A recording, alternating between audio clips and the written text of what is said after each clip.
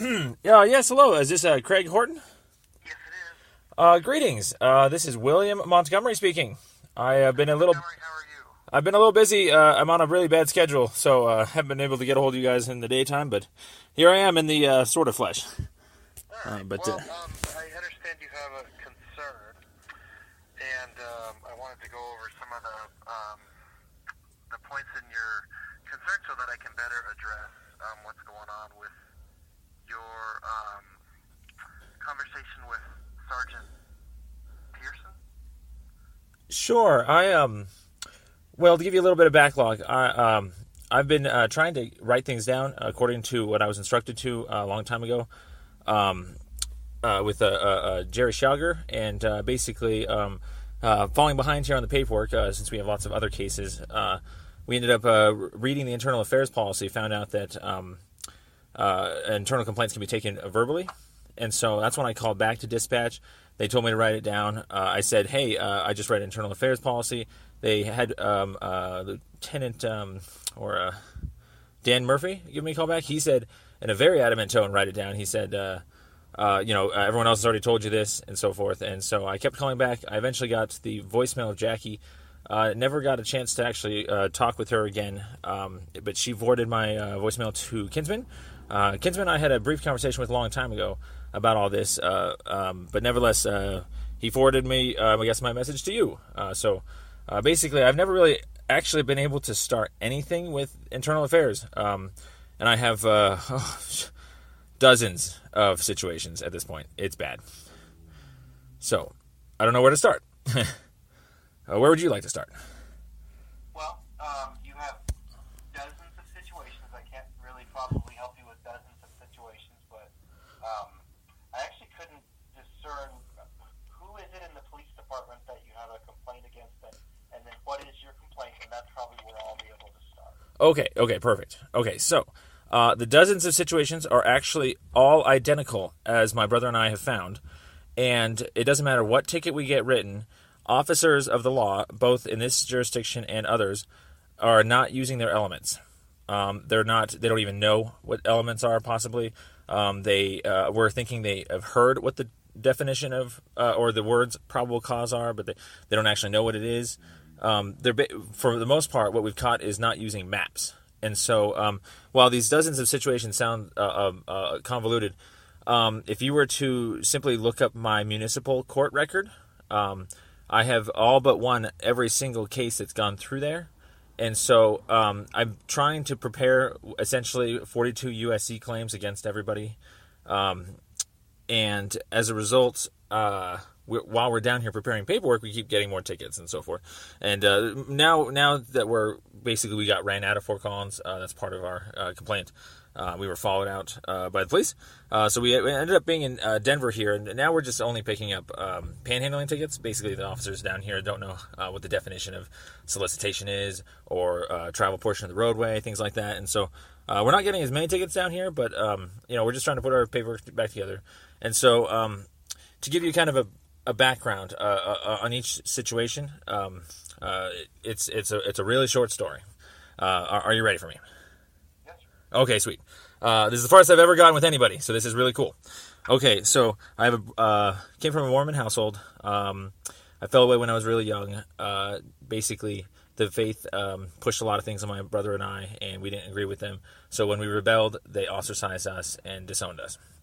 I ended up having a kleptomania issue. My parents and family, friends, teachers at school, nobody punished me for childhood stealing, candy bars from teachers' lunch, things like that. And so by the high school, I'm stealing stuff out of cars, and I end up getting in a bad mix with some friends who end up, I'm writing bad checks to them, and they go and cash them and stuff. And so this is 18 and a half. Basically, everything obviously catches up to me.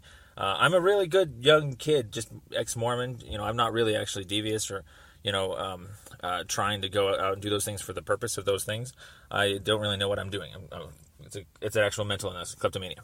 And so the system catches up to me. Judge Blair, the one who wrongfully convicted Timothy Masters, took my case. I reported to these three people, or I reported to the DA, to my public defender, and the judge that these 3 people ended up writing checks to me that I never received the money for. And so the burden of proof never got met there. And basically they said, save that for some sort of restitution hearing. We're charging you in the meantime. By the way, if you don't plead guilty, we're going to try and, throw the book at you during a trial. And so I essentially was coerced into pleading guilty to crimes I didn't even do, triple the amount of what I was supposed to pay. And there starts my life at 18 and a half. So it's kind of shitty. Ever since then, I've been trying to talk to attorneys. I've forum posts online. Nobody wants to touch me because of how ugly that situation is. So next, my brother is my only witness after 4 years of initially wanting to pay all this because, like I said, I was coerced and duped. I end up realizing that I'm not really shouldn't be paying stuff I didn't take, and plus I'm on probation for triple as long. And so I tell my brother about this all 4 years into it. He's my only witness. He tries to tell my parents that I was wrongfully convicted, about these 3 people and so forth. And what ends up happening is my parents don't believe him. And so they actually misdiagnosed him with bipolar. His story doesn't... Oh, yeah, he was also going through some rough times in work environments. He had been misdiagnosed or falsely accused of rape at a work environment, assaulted on the job as a result of it, and had his car vandalized. And so he had a panic attack and ended up quitting. I lost a year. And so he kind of lost a year of his life there starting off. Basically, since my parents didn't believe him, he ends up getting on pills. The pills create huge side effects, almost killing him. He's having trouble finding places and jobs now. They're not believing him that he's sick. They keep pushing him into more jobs and places, which gets him more injured down the road because he doesn't have paperwork. And so he ends up getting workman's comp fraud and everything like that. And so all the same time, I'm trying to find good places and jobs to live. Can't do it because I have a bad record. And so him and I basically end up in a basement together. And so this is where things get really interesting. Okay, so this is 2015. We're in a basement. We consciously broke the 3 unrelated rule, meaning we barely heard of it, but we were so desperate at the time. We had some friends that were willing to rent out the basement to us, my brother and I. And so the 5 of us lived in this house peacefully for almost a year, actually. There was no noise or parking issues whatsoever. Basically, my brother's unemployment stopped coming through. He couldn't pay rent. That's when they decided to go ahead and physically kick us out. They tried to throw all of our stuff out. Now, keep in mind, they knew that they were breaking the 3 unrelated rule too, so this is where they basically tried to cover it up and hide it. When we called the police to get our eviction rights enforced, we got let back in, but that kind of caused a chain reaction where they didn't really want to get in trouble for the 3 unrelated rule, so they ended up calling the 3 unrelated rule police on themselves. So Dale Wood, the city's code enforcement officer there, goes ahead and takes their complaint. They fully admit that they broke it. Going into it, fully signed the disclosure statements and everything, fully admitting that. And what do you know?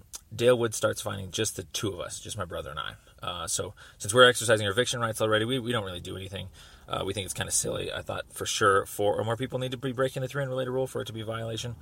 And so 2 people getting fined is just crap. And but nevertheless, since we exercise our eviction rights, lo and behold, Dale finds us $1,000 a day times 2 of us, so that's 26 days. So we found out later in court it's $71,000 each. So $141,000 is what the city of Fort Collins was asking for us from us for this exercising of our rights. So okay, now for the very, very, very interesting part. Are you still there? I'm right here. Okay, good. Thank you, Mr. Horton. Seriously. Okay, so basically, I get assaulted out of my residence after this happens. I have to find a new residence. I did. But he comes home drunk and disorderly. He punches me out. There's police reports there. Basically, I also, because of all of the stress of that 3 unrelated rule issue, trying to deal with it legally, I end up getting very sick. My stomach goes through my chest, and I end up getting a hiatal hernia. From this hiatal hernia, I end up losing my job, and so I have, no job, no place. And I have a brother, too, that's trying to figure it out, too. So him and I end up on the streets, and we're just trying to put together this 3 unrelated rule paperwork, which we do, but nevertheless, we were so behind on our previous paperwork anyways, so this gave us a chance to finally put together our paperwork that we've been trying to get to for the last decade. So we came up with what's called a double brother statement, excuse me, explaining that that my brother was my only witness, and no one's believed us for the last 10 years and so forth. And so once we got that caught up, that's when we filled out the paperwork for the 3 unrelated rule. We put in a big fat motion to dismiss. It was like 50 pages, basically explaining racketeering activities, how the government had joined in with these people to conspire to help them get out of it. And the whole thing got dismissed, fortunately, but not fortunately, because it wasted all of our time. And if you can imagine, no probable cause for 2 people being fined in a 4 or more unrelated house. So, but nevertheless, we get all the paperwork caught up. We have a 200-page counter complaint we put out. But nevertheless, by the time that all happens, we are starting to now be moved for our sleep. And so this is where things get really ugly, and I'm really disappointed with how the city handled this. So there's only a couple events now, so I'm getting to the gist of it, I promise. So basically, first event was, this was a ELC Learning Center. There's a CSU natural area out there. My brother and I were sleeping in a pretty remote part. Eventually, a CSU employee found us. With our first formal warning, gave us a day to pack up and leave, and then basically an hour later, an officer shows up. This is on 7/7/2015, so you can look up that police report. That's a really concerning moment here, because the police officer issued us a exclusionary order. So we're banned from CSU now, and on the order it said that we were told to leave, and we refused to listen. And well, yeah, that's another issue. But okay, so the issue here is obviously we weren't actually issued trespassing tickets. You need to actually have some sort of formal warning first to be banned, and so that's just on our list of things to reverse. We have to go through their internal affairs policy people on CSU side. But nevertheless, that's an officer already now homelessly discriminating, not using elements, basically violating due process, and outright banning us without even a second look. And so he basically the individual, this CSU employee, basically fabricated when the cop showed up, different story than what he told us, and so he kind of entrapped us. He gave us a day. He told the cop that he didn't. So that's really bad. So nevertheless, we get moved along. We go find a new spot. This is now Springer Natural Area, and so this is over by LeMay and Riverside, and so we have a little tent out there or two. Now this is where we get stopped by the Rangers, Ranger Kristen Powell, Dave Irwin, Rhonda Peckham, and basically they all tell us that we're constructing a structure in a natural area, and we get moved along. Find out later that's the vague ticket. No one has ever challenged a constructing a structure ticket in the history of Fort Collins. My brother was the first one to do it, and sure enough, it got thrown out. So you guys shouldn't be writing those tickets, regardless, or natural areas. That's a big issue there. But nevertheless, the really concerning... I'm sorry. It's a constructing a structure in a natural area. Okay. Yeah, and so we find out that it doesn't meet the definitions of constructing or a structure. But, people are probably still even using that ticket today to issue people. And so the most concerning thing is that later on, we actually found out that using maps, being trained with more maps these days with some later cases I'll get to, we ended up seeing that they issued a ticket completely outside of jurisdiction. So didn't use a map. And when we went to court, we showed that, and we won. And so that's where it really starts to get concerning. Is we call these spots sweep spots, and now we have verified proof that basically, because Dave Irwin said that people have been taking there for years, essentially everybody else has been moved along from these spots illegally. No one's exercised any of their rights, and so no one actually knows that it's not illegal. And so when these rangers come along, they execute their regular protocol, and sure enough, we exposed that you guys were wrong the whole time. So we're trying to start an internal investigation into what we call sweep spots. There's one of them. Okay, so we're running out of spots now. Next spot we move to is in Lee Martinez Park. That's where we actually do get a camping ticket. But before this, we are, and this is where it really gets interesting, we were in Soft Gold Park one afternoon after ELC, but before Lee Martinez. I can't get it myself. Basically, we're in Soft Gold Park, and we're minding our own business, and Ranger West comes up to us, Ranger Mike West. When he comes up to us, he basically asks us if some unrelated car to us that's parked backwards in the parking lot is ours. We have our bike gear. We're clearly homeless, so we don't really want to engage in any conversation. We know it's not ours, and so we politely say we don't answer questions. That's where he gets extremely pissed. He says 3 things in a row, starting with, oh, that's interesting, and he kind of steps back. And then basically when we don't respond, he fires back with, if you guys don't cooperate, I'm going to get you on trespassing. Trying to elicit some sort of response from us. And since we don't respond there, he pulls out his camera, eventually starts taking pictures of us, and basically said this statement, now I'm gonna remember you guys, basically that, we're now under investigation or something like that. I personally found that to be such a revolting moment in my history of life, with my brother there too, that we're homeless, we're trying to figure things out, we're honest, nice, quiet people, and he comes out of nowhere and literally starts defaming us and discriminating against us, profiles us, and that's when I decided to citizens arrest him, or attempt to. And I'm not a violent person, but I basically followed him as he was leaving, because as soon as he said that, we started arguing, and I was like, why do you need the camera, or is that your personal camera? And he said yes. And so when he's walking away, I'm walking toward him, and I said, hey, man, get back here. We need to fill out a police report. This is harassment. And I never actually touch him. So it's not even an attempted citizen's arrest. It's not even conspiring to. It's like what you guys have. It's just a show of authority, but not even, because if he doesn't respond, then nothing happens. And so there was no citizen's arrest that afternoon. But he drove off nonetheless, and I was still pretty pissed. And so I call in Wes Haynes to fill out a police report. Basically tell him that someone ran away from a citizen's arrest. An investigation needs to be open for harassment. And basically he gives me the finger and butchers the whole concept. It says that in the police report that we didn't even try, that he just said it was a bad idea. Told us to fill out some internal affairs packets, things like that. And we said, sure, we'll do the best we can. We're learning. But I still knew that citizen's arrest people is within my right. That's a 163201 statute on a state level, and there's a lot of federal backing to it. Historically, citizens have been arresting people. Only recently did we actually start delegating powers to cops. And so the reason why I have to tell you this is because this is what really started the ugly coming thereafter. And so from here, the next place that we sleep is Lee Martinez Park. We don't like to be in the parks after hours because we don't want to break that rule. So we basically set up our air mattresses and locked up our bikes one morning. Of course, we get a camping ticket. It looks like conduct to you guys, even though it's clearly a status. We're not using a tent. We're not preparing food. There's no fire or anything like that. It's as minimal as you can possibly get in terms of protecting against the elements.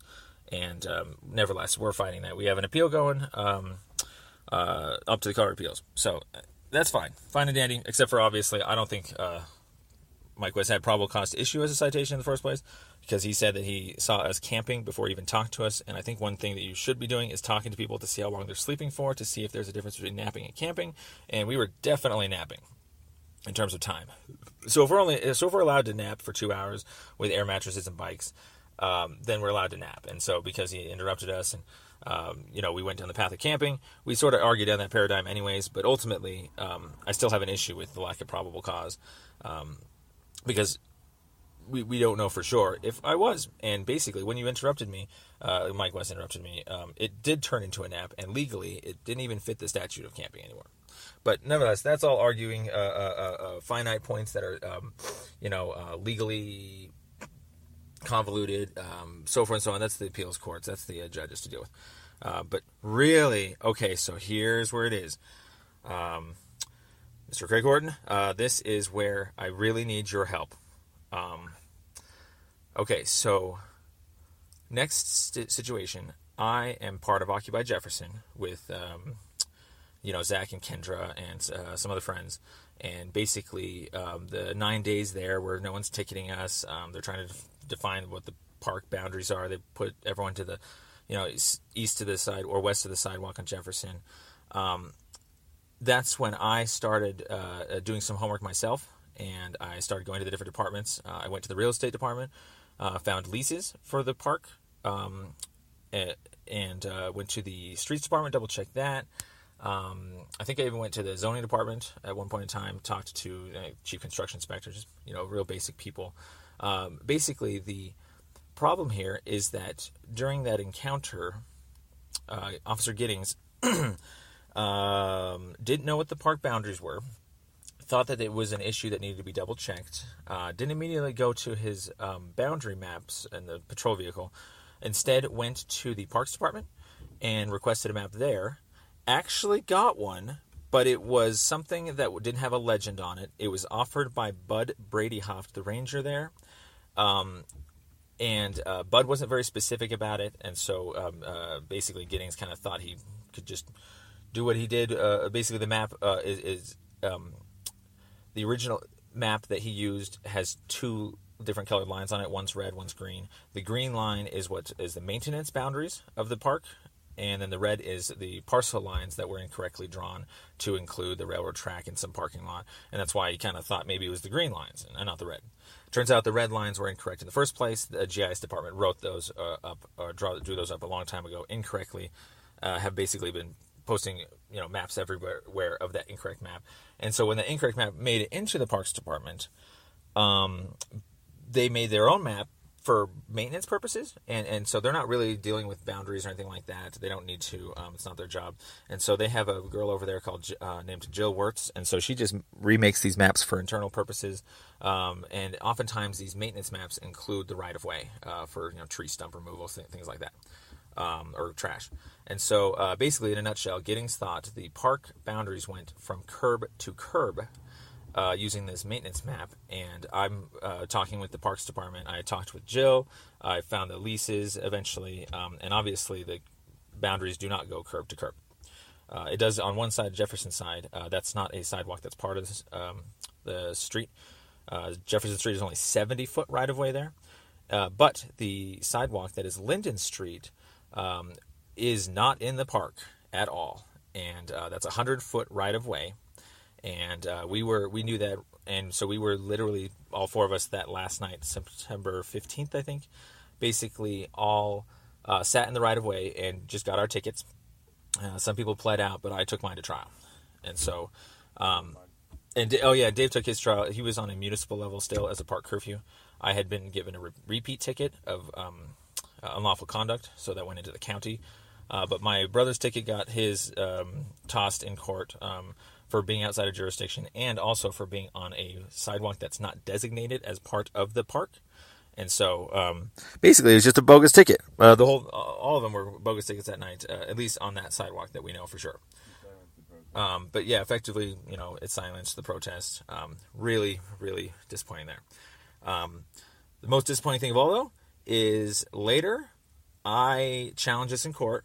I'm so witness tampered for my other cases. I'm in jail a lot. I never actually get back to the leases, but I remember what right-of-way is, and I found some construction plats and stuff for the new parking lot that's supposed to be there. And I tried to present those in court. Now, of course, I don't have foundations for any of these items. I didn't subpoena the Parks Department or anything like that. But you know what? Giddings didn't either, and the Parks Department wasn't there. The DA basically did not show me this map, red and green map, any time before trial. It wasn't in my discovery. And so when I'm going and talking to the Parks Department, I'm getting a different answer that there is no map. They couldn't find it, by the way. They said they'd keep looking for it. It turns out it was pulled. Obviously, it was kind of a bad map. But nevertheless, this map is offered in court to the judge, and the judge actually allows it under the guise of demonstration purposes only. And turns out that is extremely illegal. It's an exhibit disclosure violation. It's the same thing as a discovery violation. I never had time to prepare. I needed that map to talk about it, to show Giddings or Bud and so forth. And so they allow that map in anyways, and that's where I literally get wrongfully convicted. A jury bought that I was in a park. They basically showed this map on a projector screen, and and it was over. And the entire time, I'm just screaming hearsay. The Parks Department isn't here. We don't even know the actual. What do you call it? The elements of unlawful conduct left out the designated portion, and it was just based on a warning. But we know from David's ticket that parks need to be clearly designated, and so that should have been struck down. But nevertheless, if you look at my appeal, I was able to include all the audio of every time I've ever talked to Bud, the Parks Department, before and after the trial. And I even talked to the GIS department, got the Jefferson Park map fixed before it was all decommissioned and stuff. And so if you go online to the gisweb.fcgov.com, your guys' maps, I am the only person that has fixed that map historically in the history of Fort Collins. But nevertheless, I lost the trial. There's an appeal there that if you look at the paperwork, you can see the entire thing.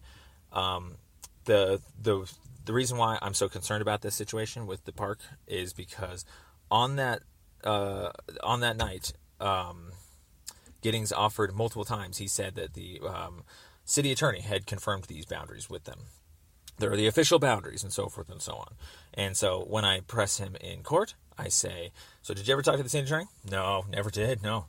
But then basically I know that he's racketeering. I know he's hiding a line to cover that up that he didn't do his job. So I'm able to at least extract some answers out of it. So if you actually look at the appeal transcripts, you can see that he's completely full of shit. He's talking about 2 leases because I asked him, what's this other lease for the sidewalk area? And, he had to basically say that there was 2, even though the DA kept arguing there was only 1. Things like that. And so basically, ultimately, my brother and I have learned from the 3 unrelated rule and so forth that these are called racketeering activities, and it's 2 or more crimes that committed in an enterprise to further that enterprise. In this case, submitting a false document for recording, attempting to influence, perjury, you name it. It was a frivolous lawsuit. They didn't finish the investigation.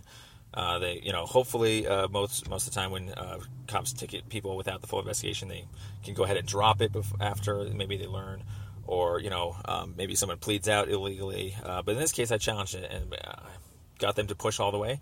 And of course, an image problem that Fort Collins has, as well as other jurisdictions right now.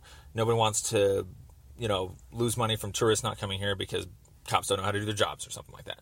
And so that's why I feel like he went ahead and, at any cost, literally buried a body, basically. Just hid me in all the bureaucratic paperwork. If you actually go look at the appeal, that's kind of what I'm trying to... that's the paperwork that I could get out. Hopefully you can see that in a really easy nutshell, he didn't have probable cause because an officer that has probable cause is going to be one that is knowledgeable of all governing law. And while that may sound like a big, scary, big, thick book, Dave and I are told that people aren't supposed to have to know. It wasn't a big, thick book. It was literally just the elements of that charge itself, the elements of park curfew.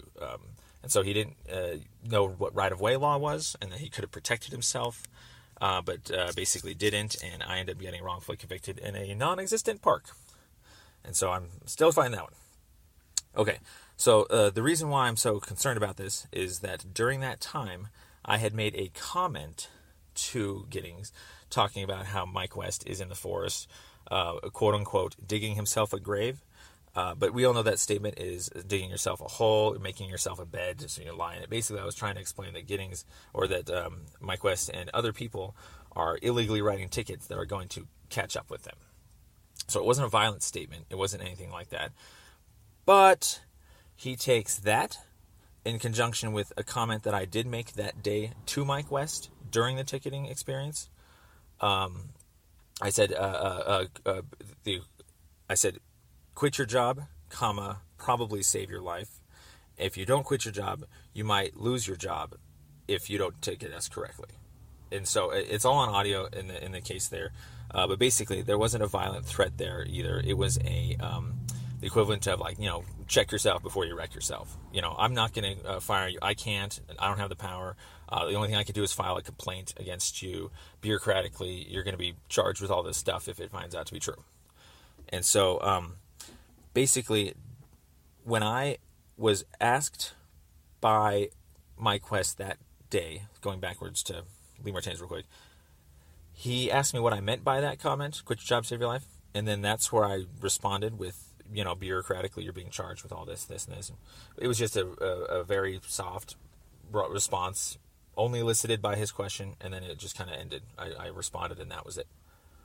In my attempting to influence probable cause affidavit that Giddings wrote up for that charge, he's claiming that response was an actual citizen's arrest itself.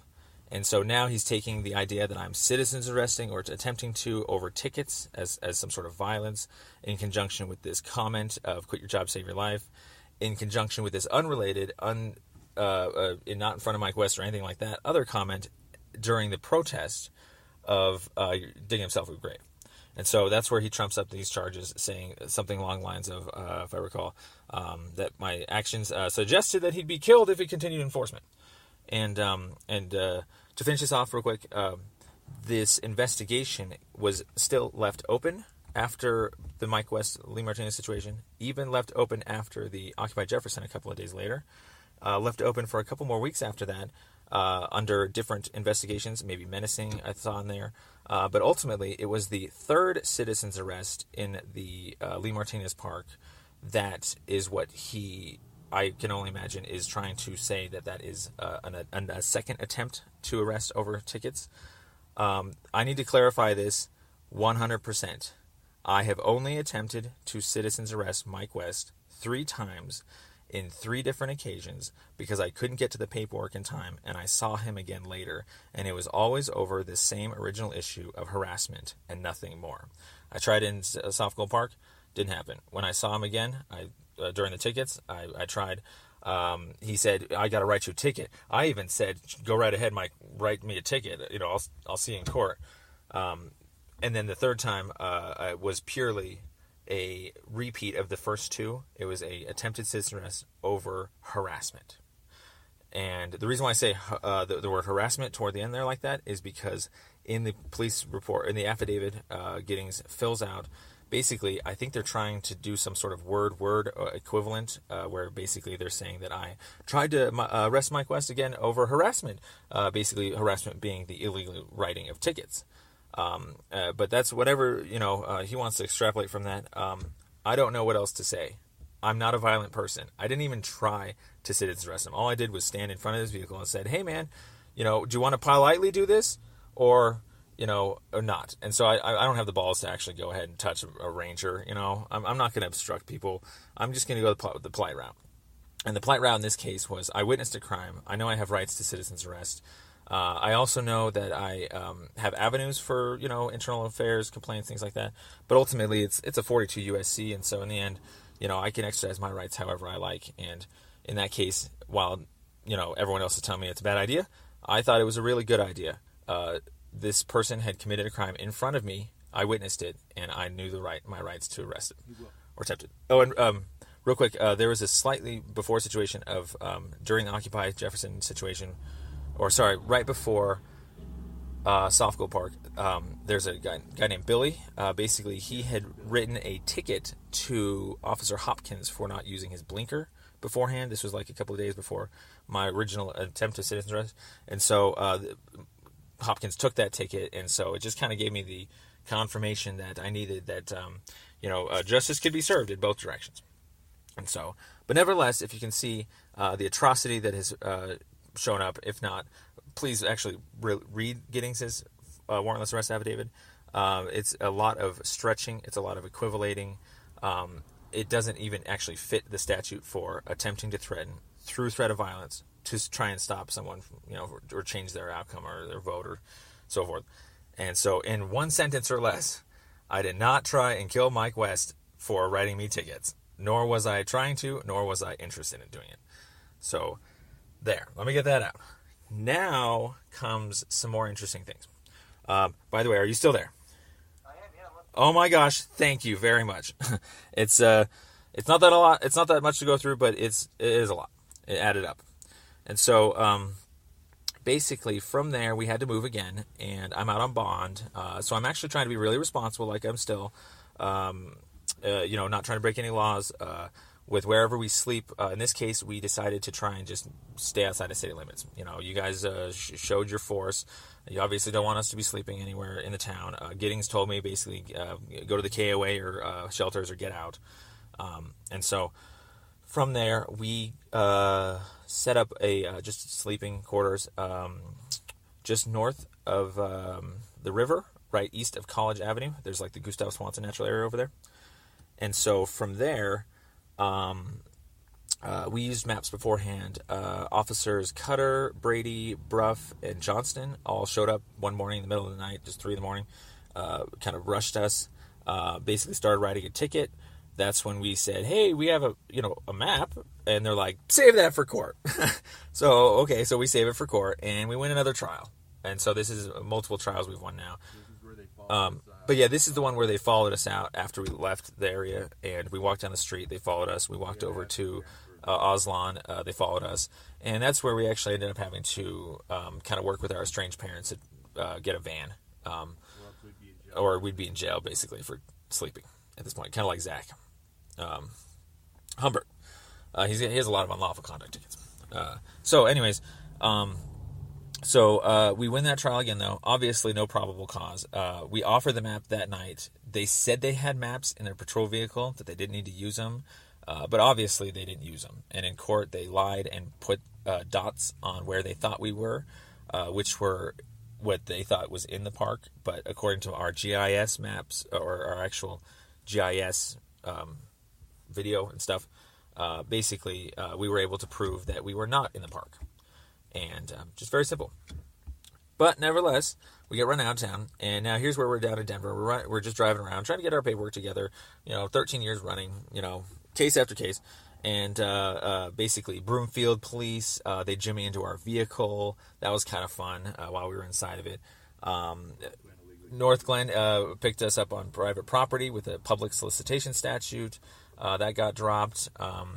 My favorite is Westminster. I was holding a sign on private property. The cops there picked me up as if it was public.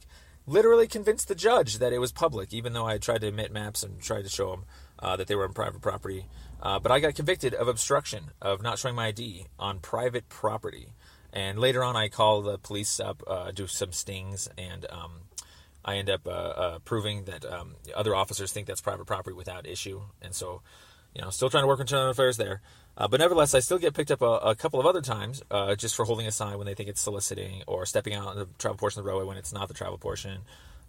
Real quick, to finish this gist up, my brother just recently got a ticket of trespassing on private property without any sort of formal warning from the business owner.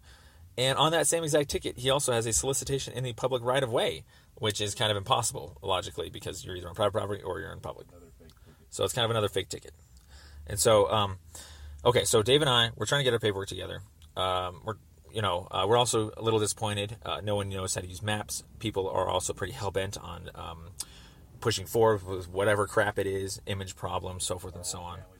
Our whole family doesn't believe us. We've reported these things to them for years. And so we tried the lawyers and so forth. And so that's when I sort of take the law into my own hands, but not really.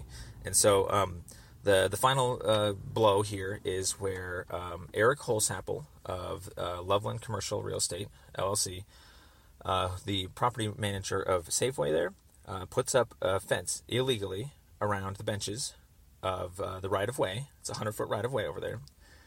And this is January 28th of last year or so.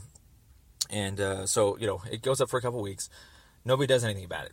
Nobody notices or cares or whatever. Not even city manager's office, not even the zoning department does anything about it, even though they're one of the only ones that actually do know that it's right away. As we're finding out later, we imagine everyone thought it was private property, business owners, cops, everything like that. And so I'm just pissed that, my right-of-way rights are being infringed here, especially over homeless discrimination. And so I go ahead and I talk to the city manager's office. I talk to Robert Mosby, chief construction inspector. He sends out a zoning inspection, immediately finds that it's within the right-of-way, sends a takedown notice. And so that's an email chain that I recovered fully from them. But as you can imagine, some of the information here now is probably where you're half caught up, in the sense that obviously that night I jumped the fence, or let's put it this way, during the day my brother and I had jumped the fence and had multiple cops drive by us, and nothing happened. And so we feel like maybe there was a day protocol there. But basically, the jumping of the fence at night, the goal behind me doing that was to make it look like there's a situation where there would be reasonable suspicion at most. Definitely not probable cause, because you got to talk to me and get my answer first. And then once you do, you would be able to see that, that there is no permission for that fence to be up. But basically, one does not have reasonable suspicion to even ask for one's ID behind a fence like that, unless they know what the status of the fence is itself. And so since I sent the takedown notice that morning, I had a feeling that Robert Mosby might not have updated the city with its new jurisdiction, and that's still the city's responsibility, and so forth. And so basically I am trying. Okay, so the first thing they do is, once I jump the fence, I try and explain to them, and I said this, so please understand this is not in the police report because they're covering things up.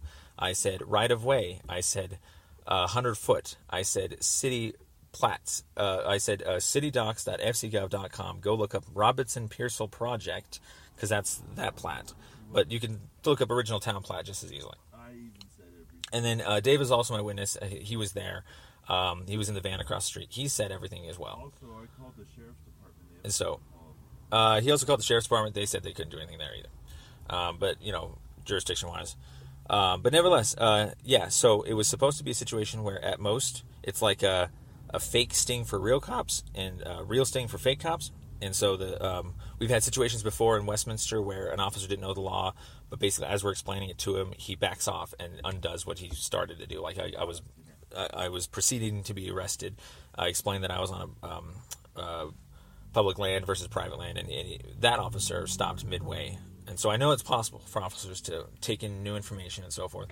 And so I presented this email. It's said, you're not allowed to put up a fence within the public right-of-way, and it's upheld by a city code, which, by the way, I found out later is 23-84. You need a permit to put up a fence in the right-of-way. And so, lo and behold, though, I didn't. Who knew I would get more than I bargained for? And it turns out the officers that night thought it was private property entirely, and ignored my email. Basically, like you read in the police report, hopefully, said save that for court. Basically, real quick here on a legal perspective, I didn't show my ID because I knew I wasn't doing anything wrong. And there's laws out there that protect me against that, which is if an officer doesn't have reasonable suspicion or probable cause, it's kind of like a show me your papers moment. And so I definitely should be getting obstruction either. And on top of that, resisting, if you actually look at the actual words itself, I'm not the one who actually used the fence.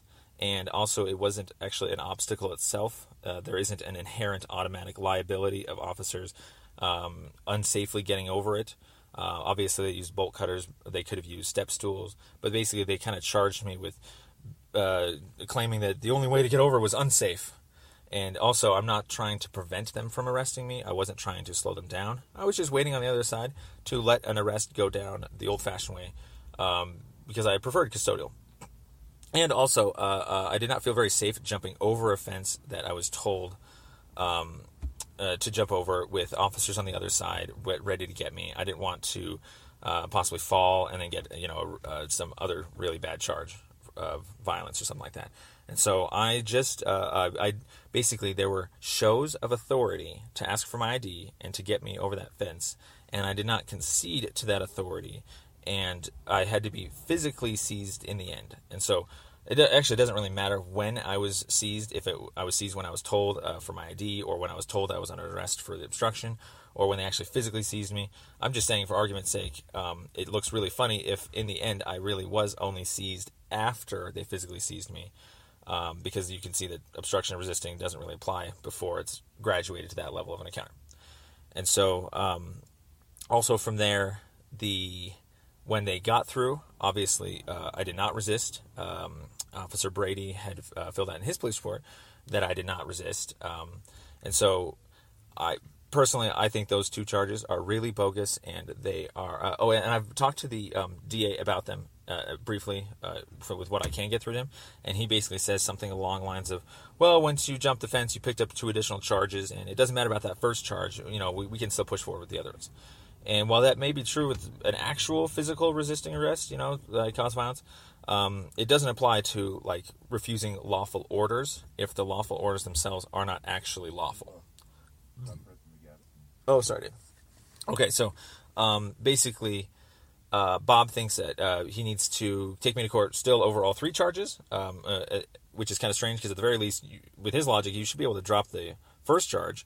But then once you drop the first charge, my goal is to at least, hopefully you guys can start to see that the second and the third charges on their own merits are can never be on their own merits. Meaning there's you can't just outright ask for IDs because it's always got to be an officer actually executing his lawful duty. Same thing with lawful order to come over a fence. Even if that is a lawful order, even if that is or could be a lawful order, it wasn't in this case because there was no lawful justification. And so I'm dealing with that with Bob and some big motions and stuff. Personally, I don't feel like I should have to. I don't think that the charges should have been taken in the first place. I think the DA's office basically just doesn't want to not take cases because then it starts to look bad. What are cops writing and so forth? And so I essentially mold the entire department. Every cop, every DA that's written this thinks I need to be convicted of trespassing, obstructing, and resisting. And so the real concerns I have here is where, turns out, I have spoken to dispatch a couple of times on this. I have also spoken to other officers throughout the course of the last year. Trombley, Howard, Hopkins, and basically I have other situations where they don't know that's right of way either. And Hopkins, in fact, illegally moved along somebody else when the orange construction fence went up, which wasn't put up legally either. There was no permit there right before the rocks started getting filled in. And so basically my real concern here, oh man, this is bad, is that I've called into dispatch so many times now that they've told me that they refuse to change that, what they call or what they consider that strip east of Safeway, to be public, because until the city manager's office tells them, they think that they're right to think that it's private. And so why is a dispatch so adamant without even a badge to know these things? Now, I understand that he said something along the lines of once that, they have to field calls, all calls regardless. So they're going to attach an address regardless and so forth. But what's really concerning is officers out there are ticketing people as if that really is 460. And I looked up a police report one day of that, just looking up 460, just for dating back a year, and there was just dozens and dozens of trespassing orders. Now, granted,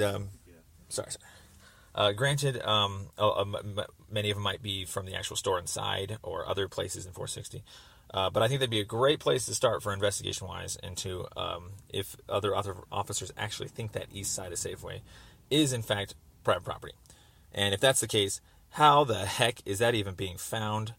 Why are people not using elements or maps or statutes or plats? And I understand that, maybe, we've been taking people there for years.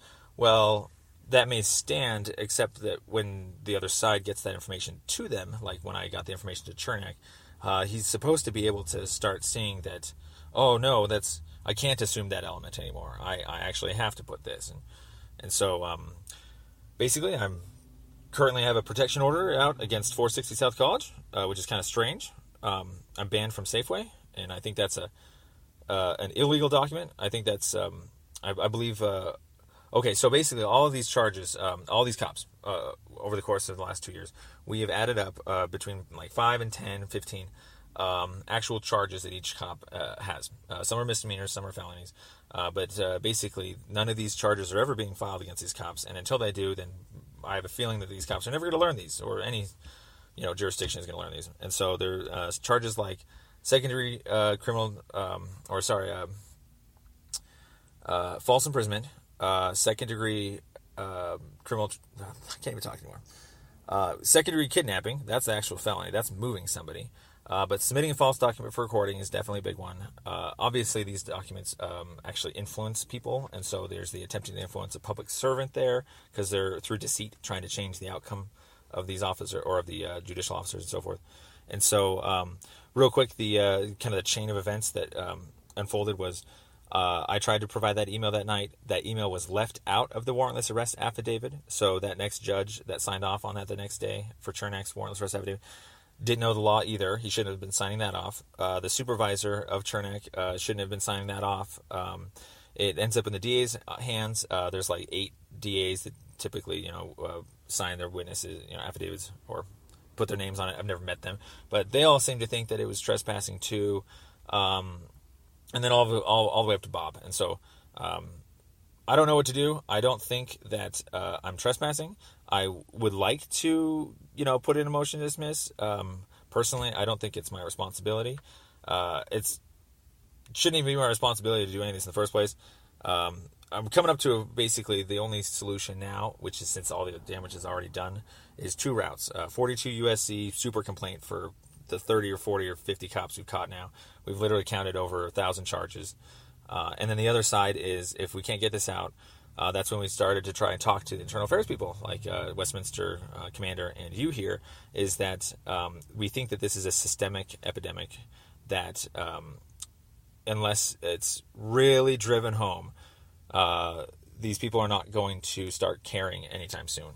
And by caring, I mean no amount of statutes are going to matter, clarifying them. No matter telling people to use maps is gonna stop them, or is gonna start them caring, because so far we've caught them just picking up homeless people, straight up. And then when that happens, we say, "Hey, we're on private property," and they're like, "Nope, sorry," And so, personally, this is what it comes down to. I think there's a huge problem with the city of Fort Collins and other cities with image problems that want to maintain high standards of living for people to come here and tourist here. And as a result, there's a whole bunch of things called blanket policies on the books that move people around. So, for instance, 3 unrelated rule, park curfew, constructing a structure, camping. These are all blanket policies, panhandling tickets. And so there's no direct victim. And so basically these blanket policies, let's put it this way, are a cheap way of doing business, but not very effective. And so a cheap way to keep the parks policed at night from those meth heads or graffitiers. But you're now taking away everybody else's right to legitimately use that park at night. And so same with the transients, they're ruining it for all the homeless people that need to sleep. Students are ruining it for all of the unrelated and older people that don't have any noise or parking problems. Panhandling, the people that are unsafe, I guess, if there even are people out there, are making it possible for other people to, ask for help from their fellow man. And so, this is the farthest I've ever gotten in any conversation with anybody. I'm happy to hear your story. Yeah, thank you.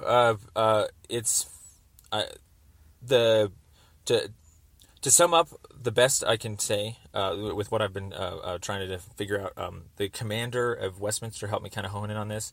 When he called back, I had not been able to get much of my information to him yet about the actual events that those evenings that he was reading the police reports for, because my audio is much more harsh than what they reported and so forth. But nevertheless, he kept going down the path of saying that you can't blame them. They had good faith.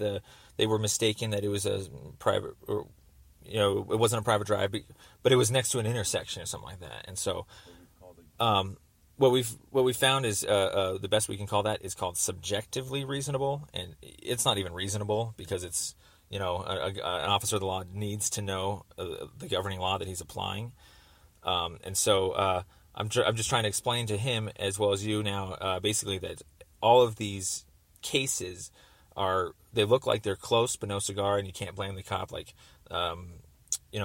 for being right outside of a park or things like that.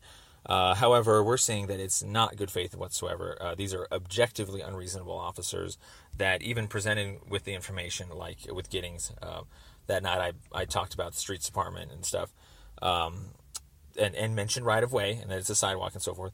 and they just felt as though they could just ignore me all the way up to the top, all the way up to conviction. They think we're stupid because we're not And represented. yeah, oh yeah, and they think we're what we're thinking is they think we are stupid or something along those lines. I don't want to say that, but mostly we're seeing that it's a defamation against pro se attorneys. Basically, some sort of pressure possibly to get us to talk to lawyers so that we can be proven that we're mistaken or something like that, or that a lawyer can take over the case and get the credit and so forth and so on. And so we've already tried talking to lawyers. It's actually painfully simple what all these things are, and we just have too much of it, just too much paperwork. Honestly, we're looking into some sort of, it would be nice to find something of a witness protection or a buffer of like, $1,000 or something. We're just panhandling down here for basic proceeds, gas, propane, to put together this paperwork. And, I can get a job pretty easily. I used to have a computer repair technician job, so I'm pretty capable. But, being wrongfully convicted and seeing my brother get tossed through the ringer, and then a 3 unrelated roll, and then like 40 homeless tickets, I think we're going to stay down here until we get all of our rights processed intact. And so we don't know what else to do on our side except for just keep trying with that paperwork. But man, would it be awesome if we could actually see some progress on the other side of people willing to reform themselves regardless. And while it would be nice to just kind of go tell Giddings like, hey, or tell these officers, hey, I don't think there's any room left for that. I think these officers need to be charged. I think they need to be fired. If they're fireable offenses, whatever. But I kind of feel like they need to be martyred because right now, according to the Coloradoan and all the other stats, we've noticed that these cops have been able to retain their reputation through all of this for the last couple of years, saying that they're compassionate and ticketing people correctly. And, John Hutto said that we haven't missed a beat and stuff. And it's like, We're locals.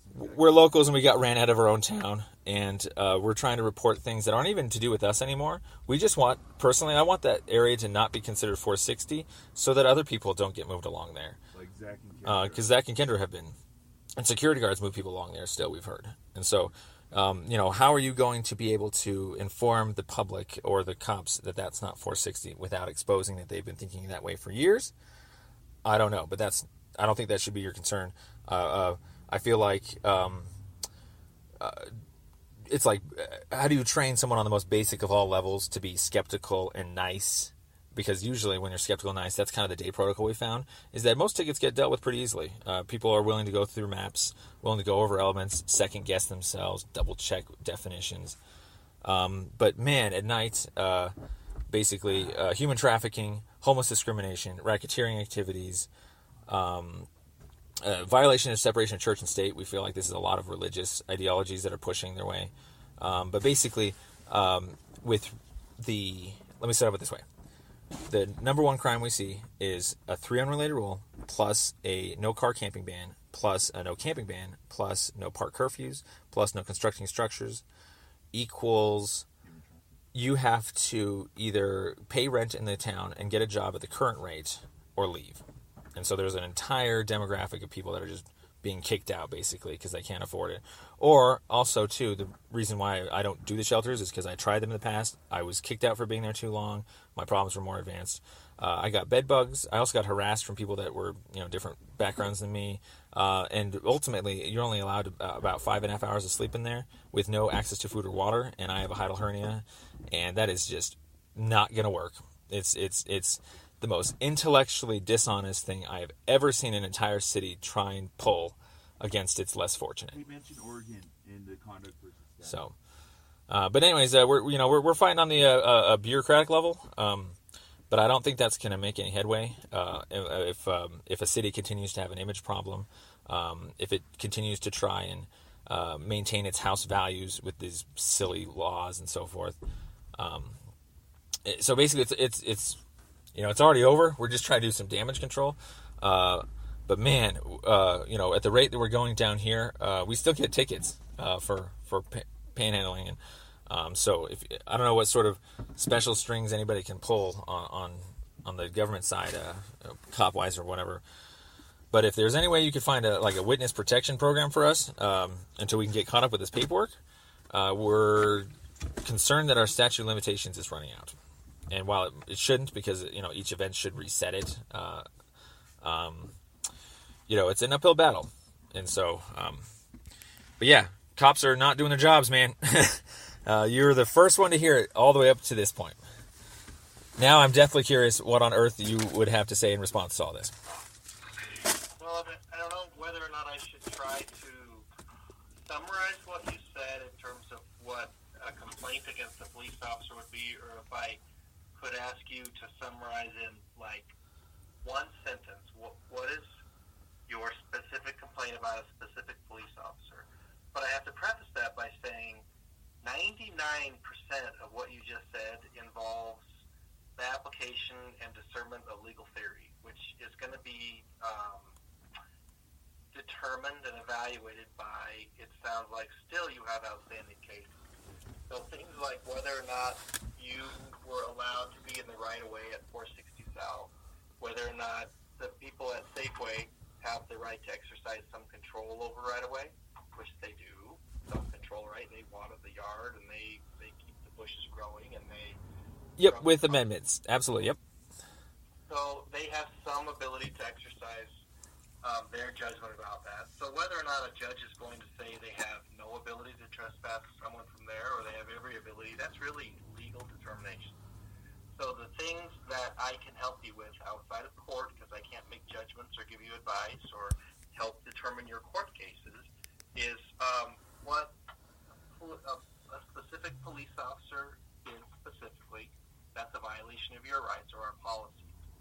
And I can't quite get myself there, except that I understand you to say that you believe that we have been told so many times about right-of-way and private property laws that we should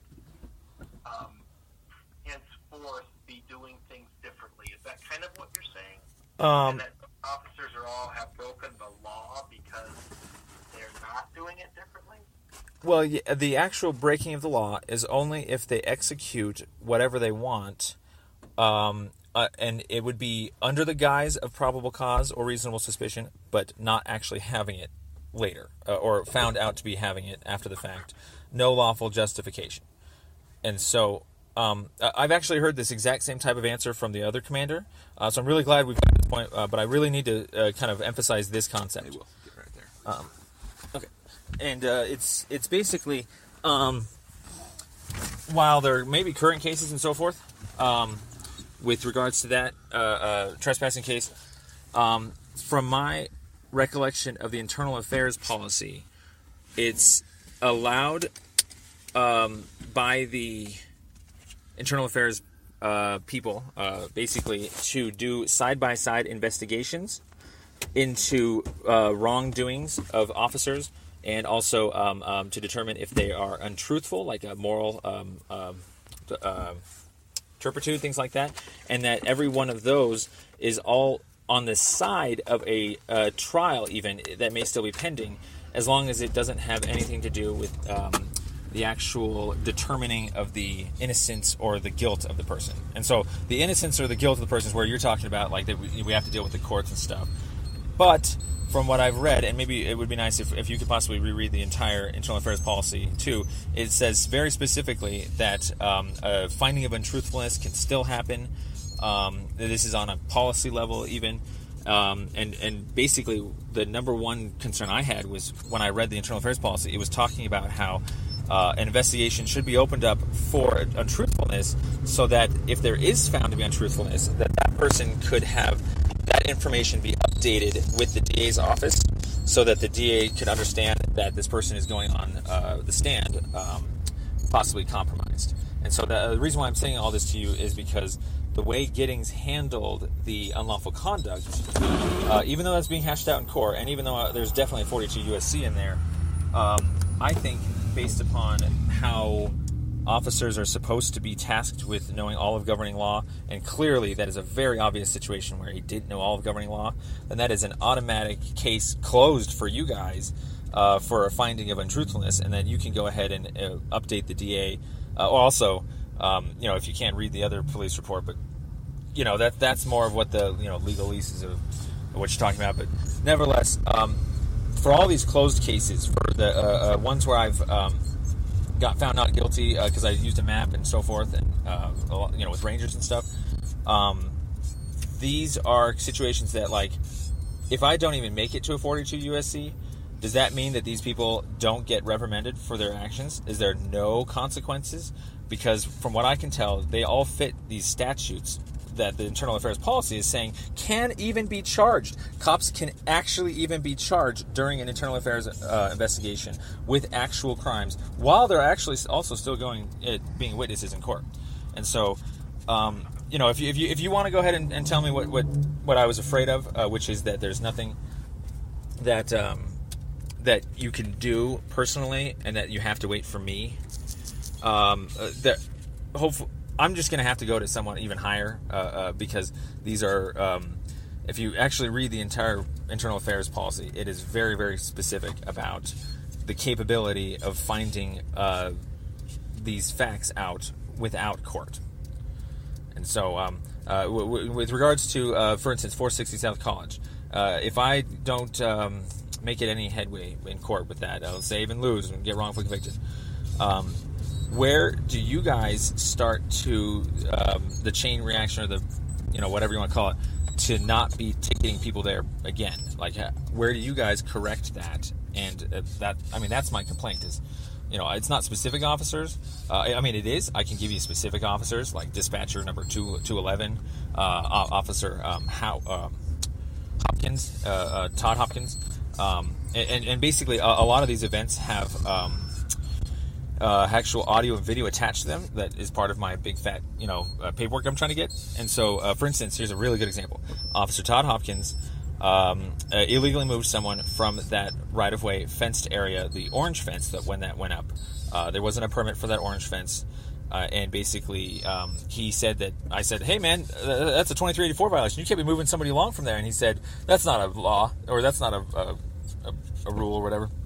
And so that is a open, right now, false imprisonment charge and second-degree kidnapping charge against Hopkins that has nothing to do with my case, that I think should definitely be investigated into, because that's a violation. And so if you say that it has to go through court or something, well, it can't, because it's not my case. But does it sound like a situation that could be remedied by going and just talking to him? Yeah. Or in my case, what I was thinking of is, if you really wanted a good investigation, you would take what I took you here, or gave you here, and then you'd go around and ask everybody if they think that's public or private. You'd be like, hey, I'm just doing a little consensus. And if they say that's private, oh man, you got yourself what your whole purpose of your job was as internal affairs. You got a bad cop who thinks he knows the law when he doesn't. And so basically, knowing the law and not knowing the law is one thing, but actually going ahead and executing the law, that's where some of my internal complaints come from. Is where do you even start? I think you guys could very, very easily arrest everybody in our complaints just based off of the paperwork that is already in the ethers out there, not even our own complaints. And you can take it to the DA, and if the DA doesn't take it, then now you're really talking racketeering. But basically, these officers don't have probable cause, they don't have reasonable suspicion, and if I don't get to the 42 USC, the 42 USC was kind of meant to try and curtail this type of behavior, but it's not supposed to be the only method. And so I cannot urge or stress enough, this is what the answer you gave me of not being able to really do much, is not what I feel to be the same as what the Internal Affairs Policy is saying. And so, like I said to the commander, basically we just have an obscene amount of evidence, basically, of the actual wrongdoings on audio. And so what we're trying to do is we're trying to get that guys, get all that information to you guys so that you can start some sort of reform. But basically, I'm really, really concerned that Giddings is a morally compromised person. And according to your Internal Affairs Policy, he needs to be investigated for untruthfulness, especially, and it says in there, especially if he is to be a witness in an upcoming court date. Okay, that's outstanding we got that far, because you have said now the specific officer, which would be Sergeant Giddings, and a specific violation of untruthfulness. The thing I don't understand is, what allegation of untruthfulness are you alleging? Okay, so I can kind of see what you're getting at. Okay, so the current untruthfulness of going through the actual attempted influence affidavit, that's something that, since that's in the courts, I imagine I'm going to have to come up with a motion to dismiss for lack of probable cause. But basically, the overall untruthfulness of Giddings as a officer of the law is where he claimed he had probable cause to execute an unlawful conduct ticket, went ahead and issued it, or when it had his one of his guys issue it, but he was the supervisor or whatever. And so obviously it's not, you don't have probable cause in that situation if I'm not even convictable, in the sense that if given the right information, if everybody knew the right information, the governing law theory, I wouldn't have gotten a ticket in the right of way. And so that's I would have written that ticket. I've read that report, and I was by there quite a few times, and if I had contacted a person in the park, on the edge of the park, in the place that you're calling a right-of-way, I would have written that ticket. And I'm not an unreasonable, unmoral, lying police officer. That is certainly a matter for a judge to decide, but it doesn't make Sergeant Giddings untruthful. Okay. At the point of law, he believes that he has probable cause that you were trespassing, and that you were given plenty of warnings about that. Okay. And then wrote that ticket. That's entirely reasonable police work to me. Okay, perfect. Thank you. I've been really trying to get down to the bottom of this. You say he's got probable cause because, like, the Parks Department gave him, a map, and he, got fooled and whatever. But that's literally what the entire courts fight against regularly, being that probable cause. He has probable cause because he has a map. He has probable cause because you're standing in a park. But that's the thing. That would be assuming that I'm in a park, and the objectively reasonable standard later that the judges find out is that I'm not in a park. And so the probable cause is always determined by an objectively reasonable standard. And this is actually what I'm really, really struggling with the officer in Westminster about. The system seems to be pretty hell-bent on considering that an officer tried, or that, he didn't know any better, but, still did his best as some sort of good faith. But the real dead standard for probable cause is always tested out after the fact. It's not that night what the officer thought. It's what would a reasonable person do in that position. And you don't think a reasonable person in Fort Collins, seeing you in a park when you're not supposed to be in a park, would write you a ticket for being in the park? Aha! There you go. A reasonable person would know that I'm not in the park because they would use their patrol map and know that that element is covered. Also, a reasonable person would know right-of-way law, and also would know that that map that's offered to them by the Parks Department would be conflicting with their knowledge of right-of-way law, and which is what I did. I went and talked to Parks Department about it. I probed Bud a little bit more, and I actually got a different answer than what Giddings got. Bud was like, no, I definitely wouldn't have given him this map knowing that was, said to be in the park. And so I have that all on audio. But yeah, I think a reasonable person would absolutely know what right-of-way law is, know what a park boundary is, see where I'm at, see that I'm not even close, also that I'm also arguing that I've talked to streets departments and so forth. And I don't think they would have issued me that ticket. But I have to put this in too. I think at the very least, a reasonable officer would not be lying to us on the streets saying that he talked to the city manager's city attorney. If you go over the actual video, there was like 4 different occasions. He very, very specifically said these are the official boundaries. I confirmed them with the city attorney, so forth and so on. And then when I probe him in court, I get an actual other answer. And so that's not truthful. I probe him in court and I say, did you ever talk or mention anything about a city manager or city attorney's office or anything like that? And he said, no. He said he just went to the Parks Department and that was it. And so I have that, by the way, on verified fact now, I appealed it and the transcript is written out. So you can see the transcript in that report, and then you can compare that to the audio of that night. And he's lying. it was really obvious. He lied to us that night on the streets. He, when we mentioned streets department, he said that'll be a good argument for court. But basically in court, we asked him if he knew much about right-of-way law, and he said, no, not really. And that's where the reasonable person theory goes out the door is, even if you didn't know about right-of-way law, you would know that I'm mentioning something about it. I mentioned it many times. You could go double-check if you want. Even if you don't double-check, it doesn't matter. It's always an objective standard that has to be compared against. And so, let me ask you this question. If Giddings knew what he maybe knows now, or let's word it differently. If he knew what right-of-way laws is, and he used he's seen maps and plats often in his vehicle. The citydocs.fcgov.com. If you type in original town plat, it's been there for 143 years, and so it's a really basic document. I think that given that information, I do not believe that he would have issued that citation to us. Are you saying that he would still have, given that information, knowing it's right of way? Yeah, I would have. I'm not sure what Sean would do. That's not for me to decide, but I would write that ticket. If you're standing in a park and I told you the park's closed and you're not going to leave, I'm going to write you a ticket. Oh, okay, so going back, when you say that I'm standing in a park, where would you have gotten that information from? So I'm not going to have this conversation with you, but I do want to summarize what I think your complaint is now. So I'm going to investigate whether or not Sergeant Giddings was untruthful during a court proceeding because you asked him a question about whether or not he had talked about a map with the city attorney, and he had said he had at one point, and then in court he said he had not. Is that your complaint? Yes, for that specific issue, yes. That's a very good way to reduce it.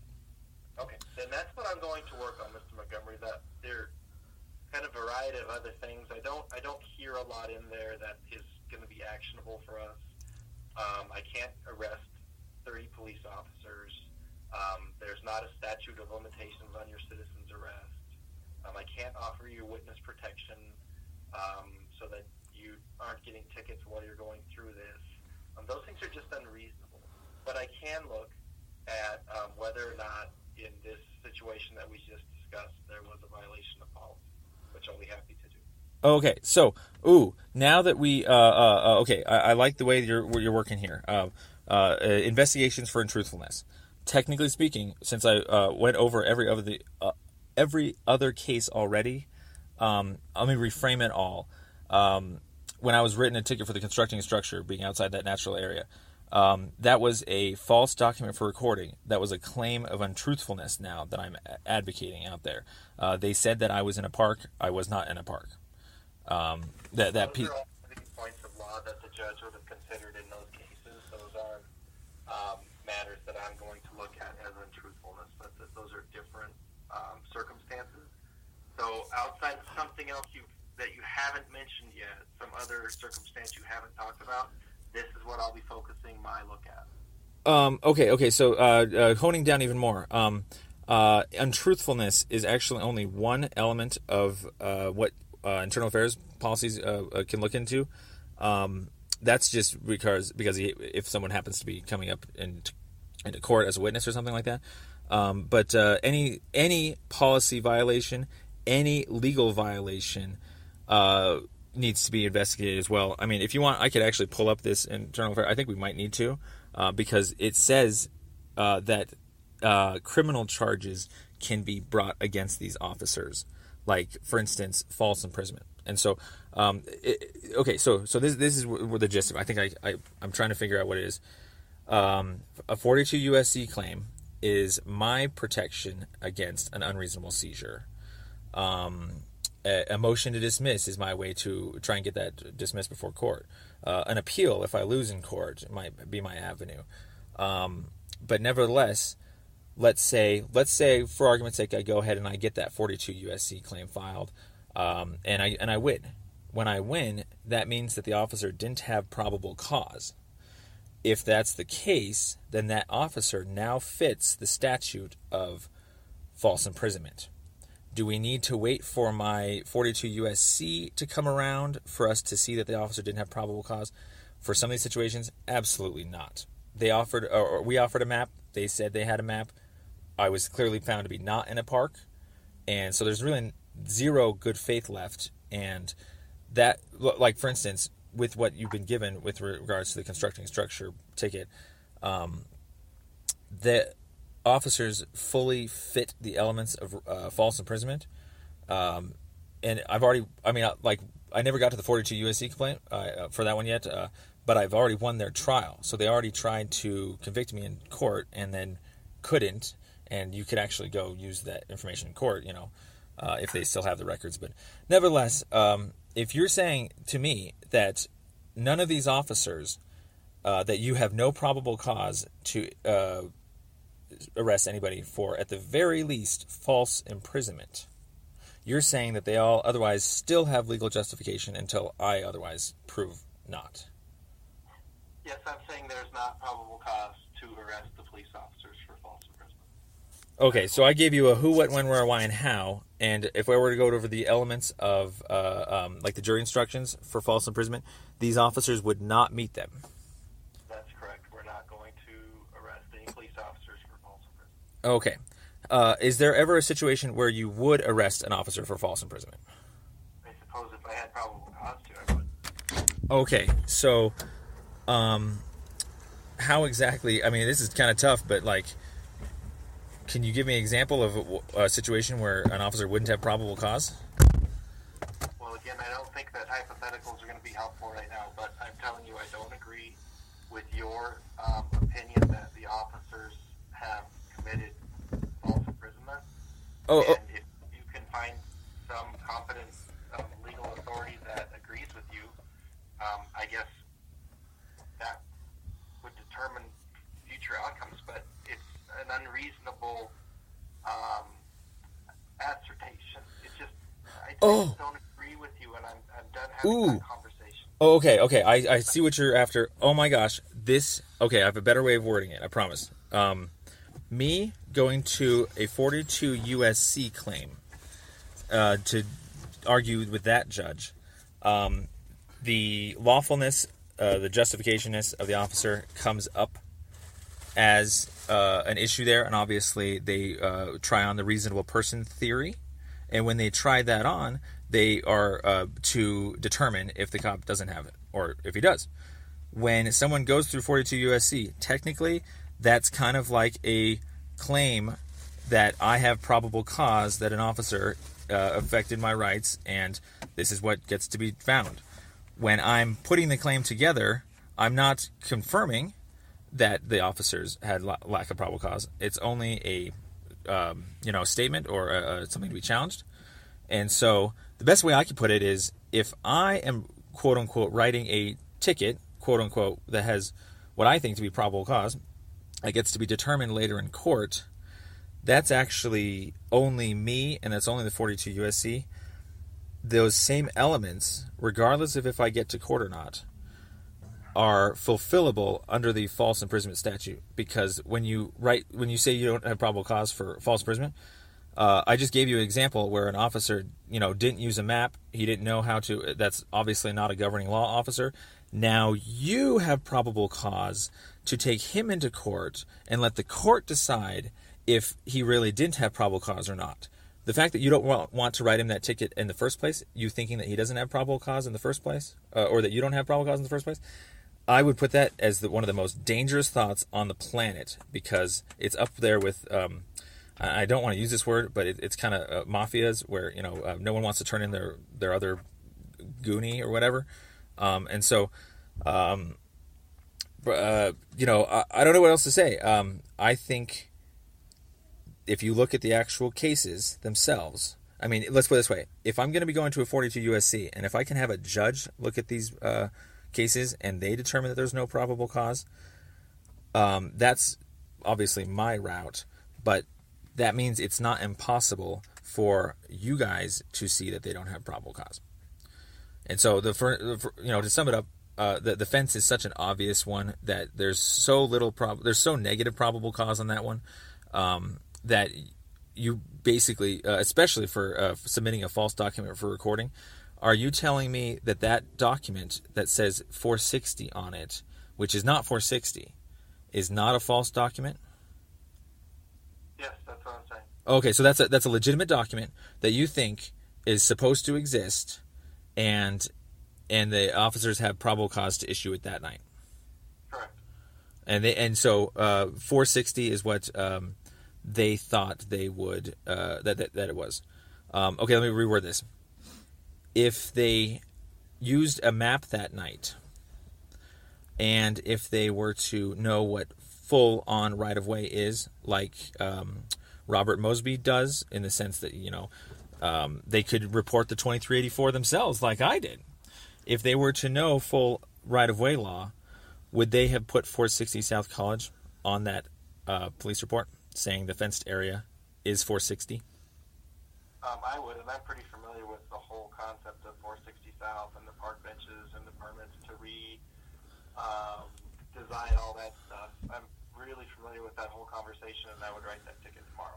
Oh, okay. So, like I said, with full knowledge that right-of-way extends to 100 feet, and you go to look at your patrol map and you see that 460 is not within that 100-foot right-of-way, you would still think that's private property.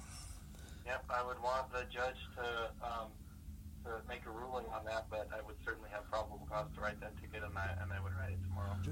Oh, okay. So, if in that case, are you saying that I or someone should otherwise be convicted of being on private property just because you thought it was?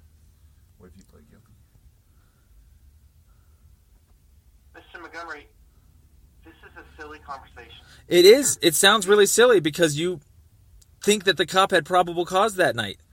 The cop did have probable cause that night. But either way, that's not a determination I'm going to have to make because it's a lower court, and the judge is the one that determines probable cause. Not me. Actually, a judge determines the probable cause. He doesn't actually discover it, or I'm sorry. I'm really, really, really, really, really trying to get to the bottom of this, and if you just give me a couple seconds to kind of think this out. I think we're at the bottom of it because I have my okay. a specific police officer with a specific violation of policy that I'm going to look at. Oh, okay. So, like I said, there's also police officers. I won't be doing any of the other stuff that we talked about. Okay. Your cases that are in court right now are those that you'll have to deal with. Okay, so I'm making a complaint about Officer Hopkins. Also moving somebody along illegally. He broke the law. It was a false imprisonment. I have a date and a time and a video. Is that something that you can investigate? This is where the person was behind the orange fence. Yep. Yeah, we're not going to look at that as a violation of the policy. He was enforcing the law. Oh, okay, so he's enforcing the law, and you just okay. So what law was he enforcing? Man. Well, Mr. Montgomery. Again, what law was he enforcing? I don't know. I don't know the whole circumstance except for what you said, and it sounded like trespassing. But, Mr. Montgomery, if you have...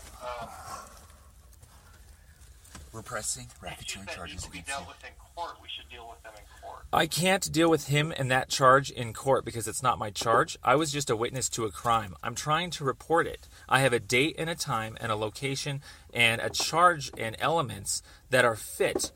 And I have it on audio tape that he wasn't executing the law. He admitted to me that he didn't think 2384 was a crime. He didn't know what right-of-way law was. And he illegally moved somebody. He physically made them move. That's a second-degree kidnapping. But I'm just talking about false imprisonment these days. So what is a false imprisonment charge then? All right. Do you have email? Do you have the access to email? Yeah. Oh, yeah. Yeah.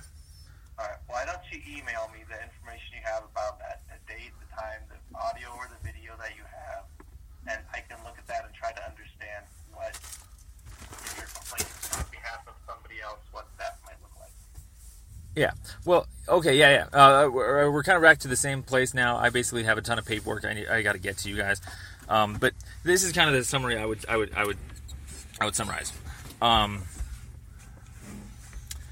You guys, boy, I'll have to. I don't want to have to prove it through 42 USC. But basically, it's. I think that's what you should do.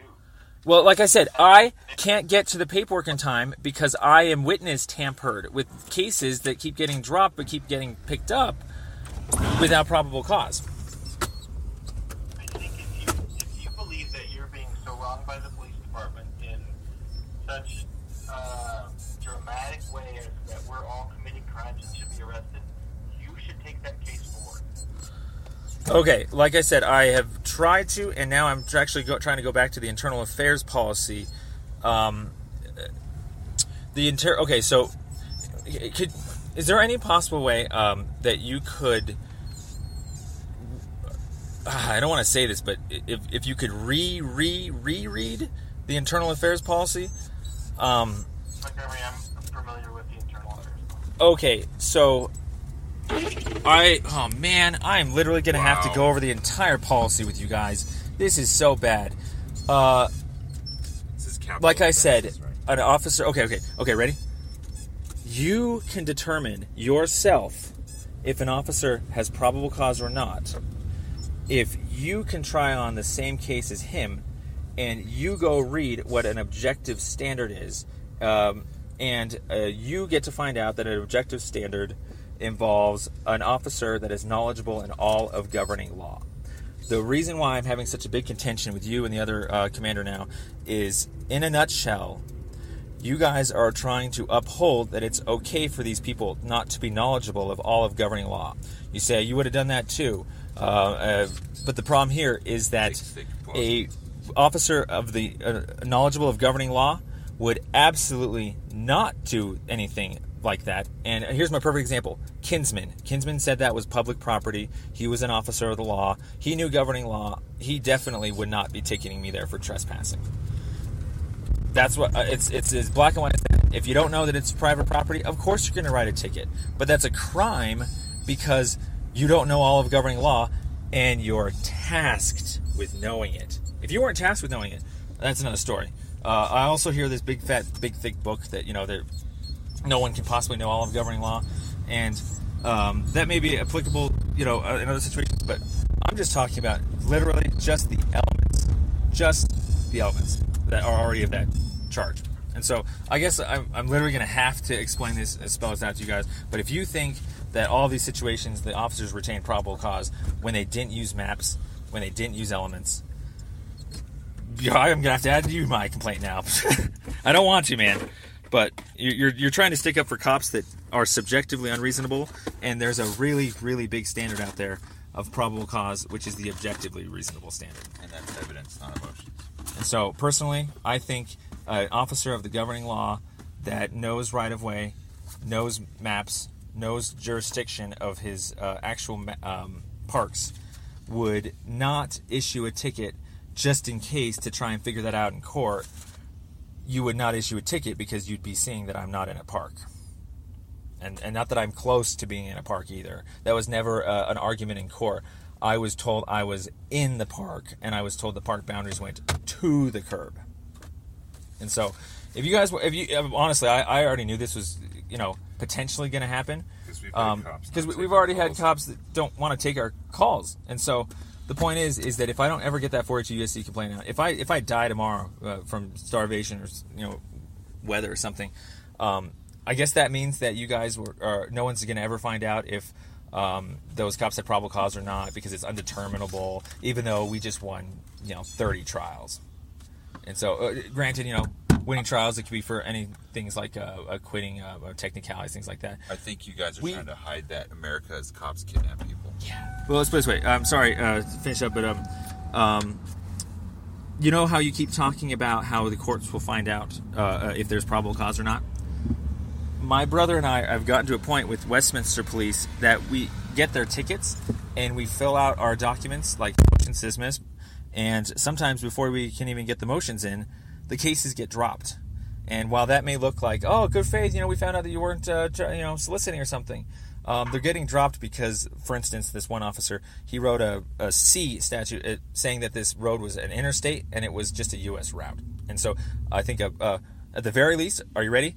Probable cause would involve an officer, at the very least, reading his actual statutes And I had that officer on audio saying that C includes both highways and interstates, like he's actually read it. And it's like, if you haven't even read the statute, what is it? And so, let me summarize this way. I keep explaining to them that they don't have probable cause and that the tickets are unconvictable with my motions beforehand, because I'm getting those out at least. And then the judge either rules on it or they drop it anyways. But they're dropping it because they don't. There's nothing left. There's no ticket that's convictable or anything like that. And if they didn't drop it, then that would be them saying they had probable cause to move forward and so forth. Because why on earth would you drop a ticket that you say you have probable cause if you're just going to look guilty as heck, you know? And so the only way to really retain your probable cause is to push on forward and hope that they get convicted. But like I said, unlawful conduct, I got wrongfully convicted of not being a part. And so even then, you could not have probable cause and still convince a jury that someone's guilty. And then, in the end, it was just a judicial misconduct. The judge should not have let that exhibit in. It was a disclosure violation. Very simple. And so, it's just, there's a governing law standard. I think you guys are pulling a yuppie type card, which is the whole hum-ha. You can't really blame them. They really tried.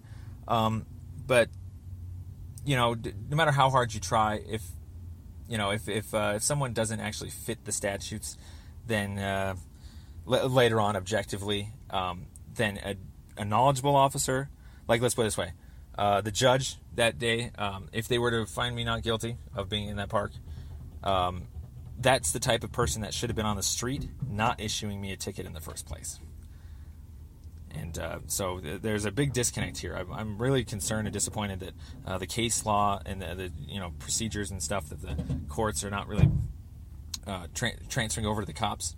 And the number one thing is the courts are very, very hell-bent on considering this probable cause standard, because that's the only way that the fabric of the universe is being held together. These are objective standards that cops need to be held by, because otherwise there's literally no protections. And I guess everyone deserves to be convicted of things that they're not really supposed to be convicted of because the cop didn't know any better. And but they can't be blamed, even though, like I said, when we mention maps and plats to their faces, I think they can be blamed. Mention this. It's not like there's no body showing up, like containing probable cause. Oh, yeah. Here's another way to put it. I apologize. I'll finish up with this. If there was still a body out there and a murder weapon or something like that, and then you just simply got the wrong guy, and maybe he had an alibi, and that's what he found out, then you might still retain your probable cause of an officer, if it's found out that a reasonable person would have done the same thing. And so it's always that objective standard. A reasonable person that knows right-of-way law would not have issued me a ticket that night. If you disagree with that, just let me know right now, and I'll just keep going on up the chain until I find some reasonable people. Well, I'm going to investigate the case that I told you I'd investigate, and you said if you had information about Officer Hopkins that you could forward to me, I'll try to understand what your complaint is there as well. But as far as the rest of what you've told me, again, that those are either matters for your court cases or your court appeals or your future Title 42 USC 1981 claim, I'm assuming, or other matters. But I think I've found it. Perfect, absolutely. Thank you. And then just to double check, just because the wording is, I think, where we can agree to disagree, and maybe that might be a good place to start some other conversation somewhere else. That night, when the officers wrote 460 South College on the piece of paper, you're saying that is not a false document for recording. That's correct. Okay. And therefore, yes, I'm sorry. I've been really trying to get to this. Should I plead guilty if I didn't do it? I wouldn't think that would be what I would do, but... Okay, well, guess what? Right now, the DA's office and the cops that night are asking me to plead guilty to that. They don't want to take it to trial. I don't know what they're asking. This is really far afield from what I'm trying to work on today. So, yeah. Well, I understand. Be done with today's conversation. If you have information about Officer Hopkins that you want to put forward, please do. My email address is the same as everyone else's at the city, chorton@fcgov.com. And you have my phone number. You're welcome to call me. Sure. Thank you very much. Yeah, there's a ton of information.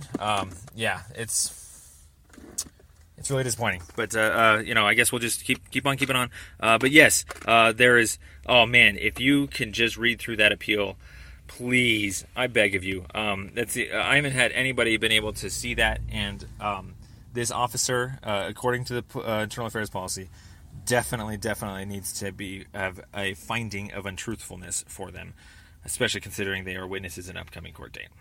So, thank you very much. I really appreciate it. I don't mean to, be bear bad news or poking at you guys or anything. I'm not. It's just that I keep getting picked up and I keep winning the trials, and I guess after 30 or so cases, I have a hard time believing that the officers were every single one of them acting in good faith with probable cause, because that's a pretty bad string of success on my side. So, food for thought. Please think about it. Also, too, like I said, maybe you could go talk to Kinsman. He might be pretty adamant about that being public, and maybe you might be able to see where the reasonable person theory, fits in all that. I think people that don't know all of governing law are not reasonable people, and the judges are very clear to agree with that historically. So, I'll just finish with this. I guess I had higher hopes that you guys would be a little bit more interested in looking at your own, reform. There's plenty of opportunities to see where people aren't doing their jobs, like not using maps. That I think you can probably go ahead and tell them without my cases that they should probably start using maps, because I didn't win. They didn't win their trials, and so if they don't win their trials, they either have probable cause or they don't have probable cause. One or the other. You sort that out. I already know the judges are going to side with me. I'm just really disappointed that I have to do basically everyone's bitch work. So thank you for at least trying to alleviate some of it. You're the only person that has been able to hear so far about any untruthfulness claims in the Fort Collins Police Services. I think the unlawful conduct is